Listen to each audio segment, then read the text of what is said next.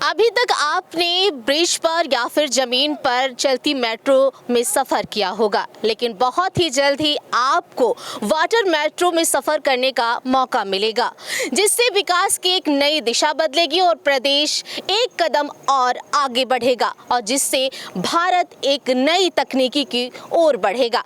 ये बात इसलिए हम कह रहे हैं क्योंकि अभी तक आप तकनीकी सुविधाओं से लैस जितनी भी सुविधाएं देख रहे हैं उससे एक कदम और बढ़ने जा रही है।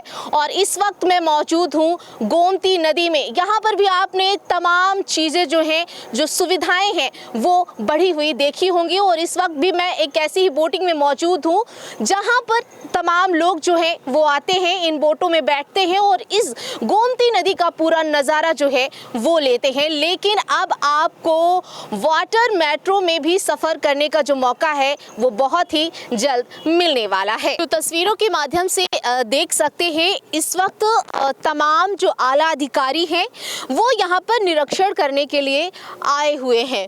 और जब से ये बैठक हुई है परिवहन मंत्री के साथ में, कोची के सचिव के साथ में, तब से जो कार्य है वो तेजी से किया जा सके और उसको लेकर के तमाम आला अधिकारी निरीक्षण करने के लिए गोमती नदी में पहुंचे हुए हैं। और यहाँ पर जिस तरीके से वोटिंग की सुविधाएं शुरू की गई हैं, जो लोग हैं वो मनोरंजन के साथ साथ आकर के यहाँ पर वोटिंग की सुविधाओं का लाभ भी ले सकें और वो यहाँ पर आकर के मस्ती कर सके, तो उसके लिए ये पूरा बनाया गया था। तो अभी तमाम आला अधिकारी आए हैं, इन बोटों में बैठ करके पूरे नदी का जो निरीक्षण है वो कर रहे हैं कि किन किन रास्तों से जो वाटर मेट्रो है वो शुरू अगर की जाएगी तो किस तरीके से शुरुआत होगी, क्या उन्हें क्या कुछ परेशानियों का सामना जो है वो करना पड़ेगा। तो उसको लेकर के पहले से ही जो सुविधाएं हैं, जो दिक्कतें हैं, उनको मापने के लिए वो तमाम जो निरीक्षण करने के लिए आला अधिकारी हैं वो यहाँ पर आज पहुँचे हुए हैं। तो देखिए अब जो संकेत मिल रहे थे और जो बैठक हुई है शुक्रवार को परिवहन मंत्री के साथ में, कोची के डायरेक्टर संजय कुमार जी इस वक्त हमारे साथ मौजूद है और ये निरीक्षण करने यहाँ पर पहुँचे हैं कि किस तरीके से हमें मापना है, क्या सुविधाएं होंगी, क्या दिक्कतें आएंगी, उसके पहले वो निरीक्षण करने पहुँचे हैं। सर, सबसे पहले तो आप लखनऊ आए हुए हैं और कैसा लगा भी यहाँ पर घूम करके? ये पहले तो नहीं, मुझे बहुत अच्छा लगा लखनऊ घूम करके। और पहले हम लोगों ने पैदल और गाड़ी के थ्रू हमने पूरा रास्ता देख लिया था बाहर से, तो मैंने कहा चलो पानी के थ्रू भी देख लिया जाए ताकि जो कुछ छोटी मोटी जो कठिनाइयाँ मतलब हो सकती हैं उसमें है भी नहीं है, कितना है, क्या है, वो सब हम लोग उससे जानकारी ले लें। उसी सिलसिले हम लोग यहाँ निरीक्षण कर रहे हैं। अभी भी कंप्लीट नहीं हुआ है, हाँ, बट अभी तक जितना देखा उसके हिसाब से मुझे कोई समस्या नज़र नहीं आ रही है। अच्छा। हम लोग प्रोजेक्ट शायद सक्सेसफुल कर लेंगे मैडम। अच्छा, तो अभी आपकी जिस तरीके से परिवहन मंत्री के साथ में बैठक आपकी परसों हुई है, तो किस तरीके से आप लोग योजनाएं बना रहे, कैसे कार्य आप लोग कर रहे हैं? देखिए, योजनाएं का इसमें एक्चुअली इसके कई सारे पार्ट हैं। हाँ, सबसे बड़ा पार्ट है इंफ्रास्ट्रक्चर क्रिएट करना, जिसमें कि हमारा टर्मिनल आता है, ठीक है, टिकटिंग सिस्टम आता है और उसके बाद हमारा पॉन्टून आता है जिसमें आप ये खड़े हैं, ये इसको एक तरह से पॉन्टून टाइप से ही है अभी, वो फ्लोटिंग पॉन्टून, इससे थोड़ा स्टैंडर्ड वर्जन होता है। उसके बाद हमारी सोफिस्टिकेटेड बोट आती है, ठीक है। बोट जो है कि फुल सेफ्टी गैजेट्स, इक्विपमेंट और पैसेंजर सेफ्टी के साथ है, जिसमें कि हर पैसेंजर के लिए हम एक ऐसा लाइफ जैकेट भी सब कुछ देते हैं हम लोग, तो वो सब कुछ उसमें लैस आता है। तो इसके बाद ये प्रोजेक्ट एग्जीक्यूट होता है और प्रोजेक्ट एग्जीक्यूट होने में थोड़ा टाइम लगता है, करीब मुझे नहीं लगता कि मतलब 6 से 7 महीना या 1 साल लग सकता है। अभी डिपेंड करता है कि कितना मतलब बजट फ्लो कैसा है, क्या मिलता है। कुछ टेक्निकल क्लियरेंसेस भी, जैसे मान लीजिए इन्वायरमेंटल के क्लियरेंसेस लेने होते हैं हमें, सोशल क्लियरेंसेस है, ट्रैफिक स्टडी है, जिससे हमें साफ पता लगता है कि एग्जैक्टली हमें कहाँ पे टर्मिनल बनाना चाहिए, क्योंकि अल्टीमेटली इसको फाइनेंशियल वायबल भी करना होता है हमें। टर्मिनल एग्जैक्टली हम कहाँ पे लेके आएंगे और जहाँ पे लेके आएंगे फिर उसके बाद वहाँ पे मतलब क्या वाइबिलिटी रहेगी, अल्टीमेटली वो उसमें हमें अर्निंग कितनी होगी, वो सारी चीज़ें हम उसी के बेसिस पे करते हैं, डिसाइड करते हैं मैडम। सर, अभी जब आप निरीक्षण करने के लिए यहाँ से लेकर के पुल तक आप पहुँचे, तो आपको इतनी ही दूर में क्या कोई असुविधा लगी जिससे आपको प्रॉब्लम हो? नहीं, इतनी शॉर्ट डिस्टेंस में हम जो एक इधर गए एक इधर दोनों तरफ गए, मुझे कोई तकलीफ नहीं नज़र हुई, कोई असुविधा नहीं लगी, पूरा डुएबल लगा। पानी बहुत अच्छा है, जाने आने लायक है, नेविगेशन के लिए कोई तकलीफ नहीं है एज सच। तो सरकार की ओर से जो ये कदम उठाया जा रहा है प्रदेश के लिए, क्योंकि ये पहल जो है वो बहुत ही अच्छी की जा रही है, ऐसे में क्या लगता है आपको, क्या और सुविधाएं होंगी, ऐसे में लोगों को क्या मिलेगा?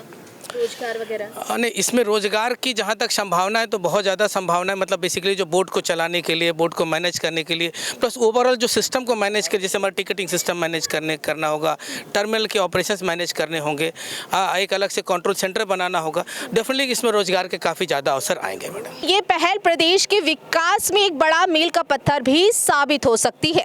दरअसल शुक्रवार को परिवहन मंत्री दयाशंकर सिंह ने इसे लेकर कोची मेट्रो के निर्देशक संजय कुमार के साथ लखनऊ में बैठक की, जिसमें लखनऊ के गोमती नदी में वाटर मेट्रो संचालन की तकनीकी व्यवहारिकता अध्ययन रिपोर्ट पर चर्चा हुई। सरकार ने संकेत दिए हैं कि गोमती नदी में जल्द ही वाटर मेट्रो संचालन की प्रक्रिया शुरू की जाएगी।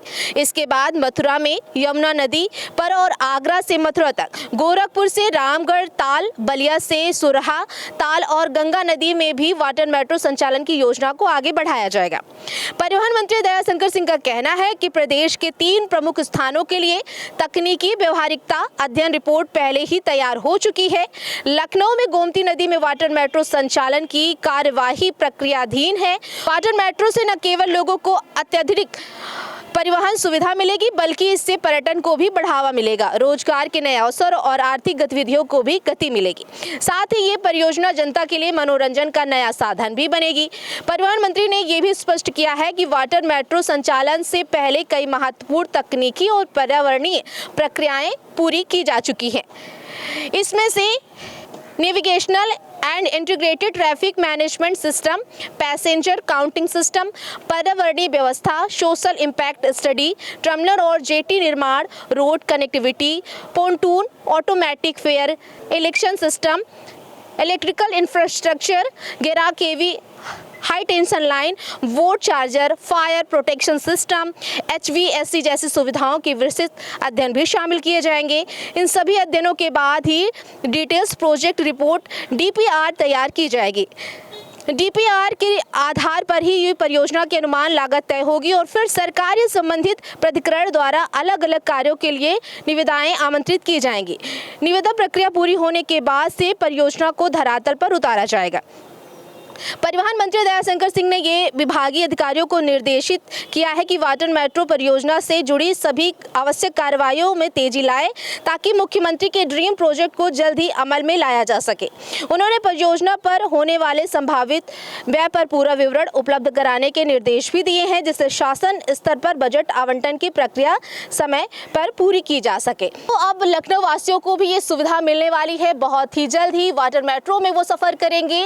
जैसे कि अभी तक आपने देखा था 25 अप्रैल को जब प्रधानमंत्री नरेंद्र मोदी ने कोच्चि में वाटर मेट्रो का शुभारंभ किया था, तो वहां के जो लोग थे वो बड़े ही खुश नजर आए थे कि अब उन्हें ये जो सुविधा है वो मिलने वाली। लेकिन अब उत्तर प्रदेश के वासियों को भी ये सुविधा बहुत ही जल्द मिलने वाली है। तो अभी हमारे साथ ज्यादा बातचीत कर रहे थे कोच्चि के डायरेक्टर संजय कुमार सिंह जी, जिनकी बैठक परिवहन मंत्री दयाशंकर सिंह के साथ में शुक्रवार को हुई और ये निरीक्षण करने अपने तमाम अधिकारियों के साथ में यहाँ पर पहुंचे, ताकि कोई भी असुविधा ना हो, कैसे उन्हें मापना है, कैसे जो तैयारी है वो करनी, क्योंकि सरकार का जो ड्रीम प्रोजेक्ट है उसके तहत और उत्तर प्रदेश का में जो पहली बार ये पहल की जा रही है उसे और सफल बनाएंगे और नए भारत की जो तकनीकी है उसे और एक कदम आगे कैसे बढ़ाना है, तो उसको लेकर के ये जो कार्य है वो अब किया जा रहा है और बहुत ही जल्द ही उत्तर प्रदेश को और लखनऊ को ये सौगात मिलेगी कि आप वाटर मेट्रो में भी सफर कर पाएंगे आसानी से।